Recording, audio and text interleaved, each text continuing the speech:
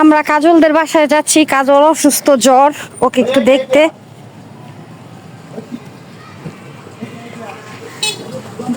কাজল, এটা কাজলদের বাসা না? ওর মা তো বললো আছে, আন্টি তো বললো। আসসালামু আলাইকুম। অসুস্থ আমার অনেক ইচ্ছা ছিল ওরা দেখার, অনেক অনেক। তোমার কইতে কইতে খুঁজতে খুঁজতে আসছে জানো।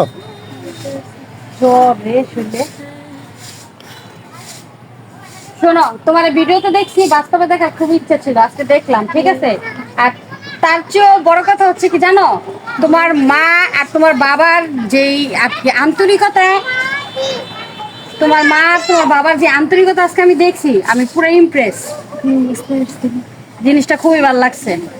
এই জন্যই মানুষ, আমি অনেক জায়গায় দেখছি যে তোমার এনে অনেক কথা বলে, কিন্তু আজকে ভুল প্রমাণিত হয়ে গেলাম এই জায়গায় এসে।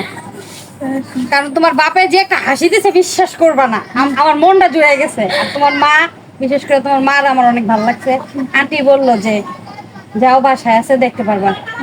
একটু শরীর খারাপ হয়ে গেছে আর কি। আমি তোমার ব্লগ দেখি,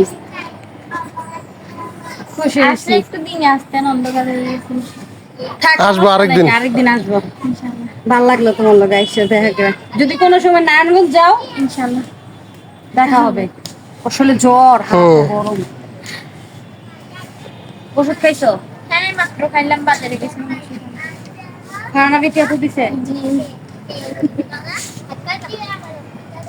এটা কাজলদের বাসা না? জি আমি তো দোয়া করি, মনে তো দোয়া করি অনেক বড় হোক, আর এনে একটা ডুপ্লেক্স বাড়ি হোক। ইনশাআল্লাহ।